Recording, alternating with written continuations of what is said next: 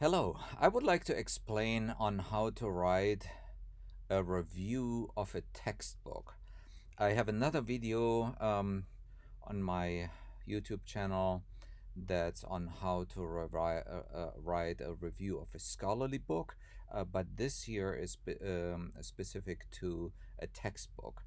And those who are in the teaching field, whether it's teaching K through 12 or teaching at the college level, we usually use textbooks, and it's very difficult, in fact, to keep on top of all the developments of new textbooks, and we can impossibly review them all ourselves. So the good way is for us to read book reviews. So now, if you're on the other side, if we want to write a book review, which is a great way to get into publishing something, because that way we can work toward our own scholarly career. So if we are studying a textbook anyways, we could just as well write a review about it and then publish that review in a scholarly journal. Now, this journal here is the South Central Music Bulletin. It's an open access journal published on www.scmb.us. I'm the editor of this journal, so I'm very familiar with it, and I have worked with all the authors who have published in this journal. And this is Elizabeth Lee, who wrote this particular book review, is a former student of mine, excellent scholar. Uh, so she wrote a review of The Refinement of Rhythm, Volume 2. She also reviewed Volume 1 in an earlier issue of this particular journal. So when Volume 2 wasn't out yet, she reviewed Volume 1, and then Volume 2 was published later. So she reviewed that as well. Again, the goal of writing a book review is to inform others of what the book is about and whether it is useful. Since this is a textbook specifically, we need to reflect on, okay, how useful is this book in teaching, and what kind of courses could we teach with it? What are the pros, what are the cons? So a review does give judgment. Um, one of the questions is, do we always have to read the entire book in order to write a review? Well, we have to get a good idea of what the content is. We have to know the content for sure, the table of contents. We need to read the introduction or preface very well. We need to at least read some of the chapters to get a good idea of how the book is written, how chapters are organized. In a textbook, they are usually organized in a every chapter is organized in the same way, and a textbook very often comes with materials to practice, or there is a workbook with it, or a CD, and so on. And of course, all of these ancillary materials need to be reviewed as well. So we usually try to figure out some clear title that is descriptive. In this case, The Refinement of Rhythm, Volume 2 by Bengt Olaf Palmquist. So it already gives away. It's a book review, then the information about the author who wrote the review, and then um, the bibliographic information of the book that is being reviewed. We also like to include ISBN numbers, usually also prices or links to publishers, except that's not here in this case. And I don't really remember why it is not included in this particular case, but you can easily Google this and look this up. Now, this is an older review. Of course, when we consider textbooks, we need to see if there are newer editions of it, and we can probably find that by Googling as well. Google the textbook, the title of the book.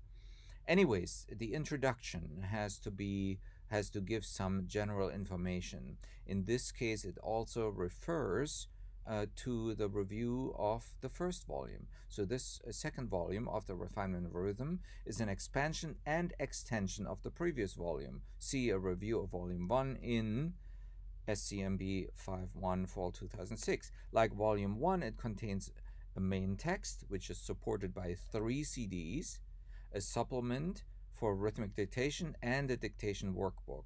So all the ancillary materials, which usually come along with textbooks, need to be mentioned.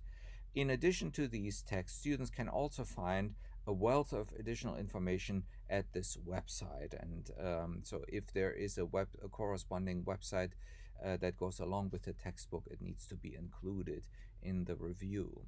So, while this volume is not for beginners, obviously the volume 1 probably is, Palmquist states, and there is a quote, and it's in quotation marks, so it's a direct quote, but whether a direct quote or indirect quote, there need to be a reference.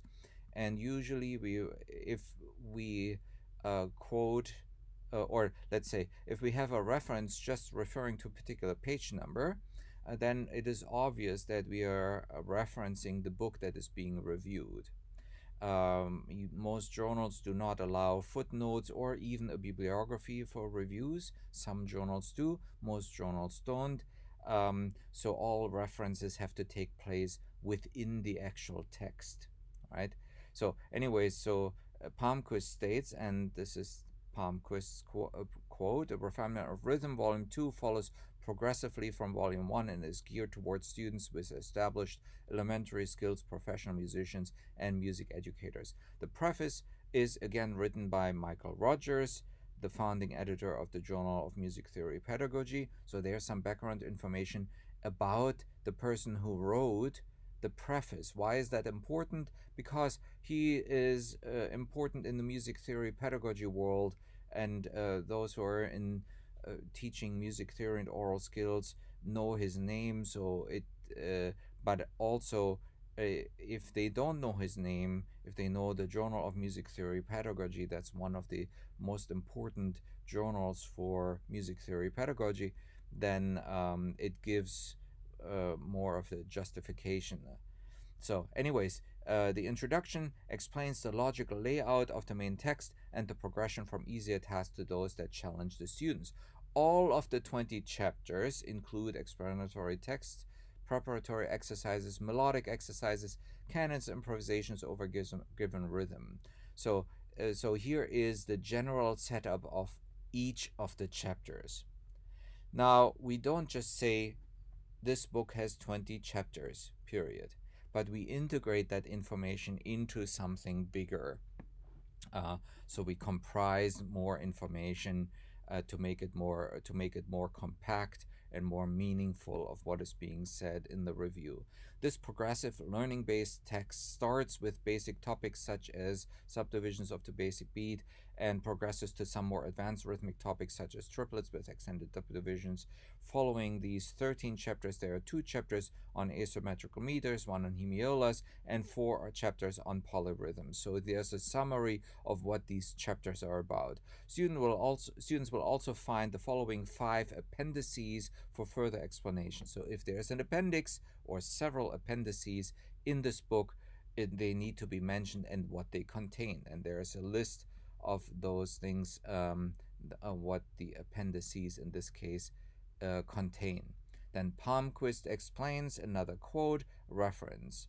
So reading this, it should be no surprise that starting with this first chapter, conducting patterns are provided for the students so that they will become familiar with seeing and feeling the beats, not just hearing them. This is an excellent example of the hands-on learning for students found throughout the textbook. So practical things, pedagogical approaches need to be made clear to the reader, because again, people who read this review most likely have not looked into this book. They want to get an idea of whether this book is useful or not, and that's why the reviewer needs to describe those pedagogical features and the organization.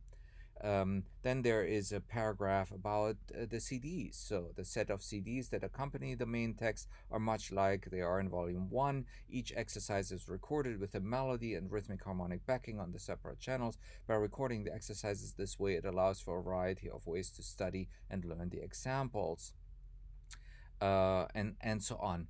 So a lot of the information that is being summarized here is not judgment. It's simply saying, here, this is the content, this is how it is organized, these are the pedagogical features of it.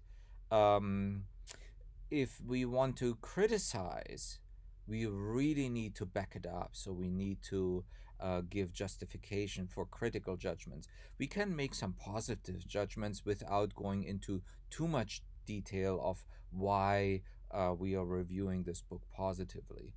But for sure, for negative statements, we would have to do that. We have to go into detail and justify our judgments. Anyways, the canons included in each chapter are also recorded in the same way, with the improvisations included at the end of each chapter. This allows for students to create their own ideas and be completely creative. This is exactly what students need to seal in the learning of that chapter's concept. So it implies a positive, some kind of positive judgment of this book. This creativity allows for a more complete understanding, which is crucial. The supplement of rhythmic dictation is a text with a comprehensive description of the pedagogical methods used, containing 130 rhythmic melodic examples and supporting CDs so that students can master the dictation aspect of more challenging rhythm. Of course, if we are in oral skills, we know that it is important. You have to do a lot of drill in order to really make things second nature. So for us to recognize or perform, to make it second nature, we need a high number of examples or exercises. So any kind of textbook that um, deals with that, uh, you have to have a high number, and the review needs to state that number. Okay. As Palmquist states, the two important concepts for students to grasp are the understanding and memorizing of the chapter's concepts. He also includes notes on shorthand notation that will help to eliminate the cumbersome drawing of note heads, which can sometimes more than double dictation time. So, the author of the book provides some shorthand um, notation, so that can make that can help the student doing dictations, for example. And it is important for the reviewer to describe that. By progressing through these steps of understanding, memorizing, and notating, students will have a better understanding of rhythmic dictation in context to rhythmic assimilation. And so then it goes into more detail of how maybe each chapter is organized or some aspect of it. At the beginning of each chapter, the concepts students will learn are broken down into easy concepts. For example, in chapter 2, so this is how it is generally, and here is an example, right? The dictation workbook is available as a free download from the website. It provides the notation space for rhythmic as well as melodic dictation. Chapter 4 is an exemplary chapter. So I always recommend that, at least for a textbook, there is um, one chapter as an example being reviewed in more detail. And so you, as the reviewer, can pick out that particular chapter. In this case, chapter 4. That is an exemplary chapter. The chapter begins with a brief introduction of the topic, dotted figures with subdivisions. After explaining common mistakes usually associated with this topic, a drill for students is included. As do most drills throughout the text, this drill has the students sing a rhythm while clapping a steady beat. So it's explained exactly how it is organized and what students do or have to do. After mastering the drill, students will then progress to the next or to the preparatory exercises. The author emphasizes conducting a steady beat while practicing each exercise. Before starting with some of the melodic exercises, there are more drills to prepare. Um, and so on. So there is more information about the sample chapter that goes into detail, that gives the reader the understanding of really what this textbook is about and how each chapter is structured, and how this sample chapter is structured. And at the end of the review has to be some kind of a paragraph that brings everything back together, um, and summarizes uh, the review, and states maybe what it is good for. So let's read this. This new volume of the Refinement of Rhythm is a great addition. Great as a judgment, as a positive judgment. Great addition to any classroom, studio teaching, or self study. So there are different modes of study, right? And they're being addressed here. uh, and that implies also the audience, classroom teachers, studio teachers, but the students themselves may just buy this book without taking any class, just to study this. So, with the progressive learning text, students can be expected to retain the knowledge and skills. The author's incorporation of preparatory exercises, melodic examples, canons, and improvisations makes for a well designed musical text. Well designed is a good positive judgment. The use of new and fresh melodic ideas, also fresh ideas, is a positive, new positive judgment. In conjunction with the rhythmic ideas and the more adventurous and stimulating harmonic backing, allows students to have fun. To have fun. There's a pedagogical aspect as well with the concepts at hand.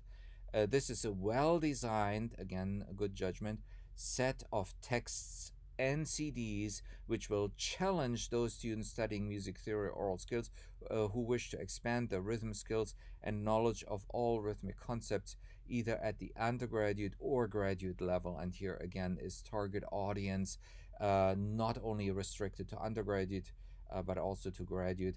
Very often textbooks are either or. In this case, it can be both more advanced undergraduate students as well as graduate students. So this is a really nice book review, textbook review, that gives the reader a really good idea of what it is about, what are the chapters, what does it focus on, what are the pedagogical features, what does it offer, and so on. So, and based on that, the reader can decide to check this book out, to get the book, or not, possibly even to adopt the book as a textbook for the teacher or for the student, to think, okay, maybe I want to learn more and I want to buy this book. Anyways, I hope you enjoyed this discussion of how to write a textbook review. I hope you will write reviews and submit it either to the South Central Music Bulletin for publication, or to other journals.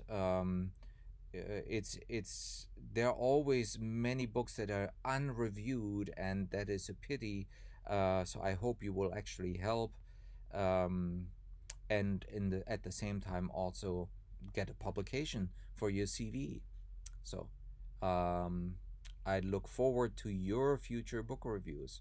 Bye.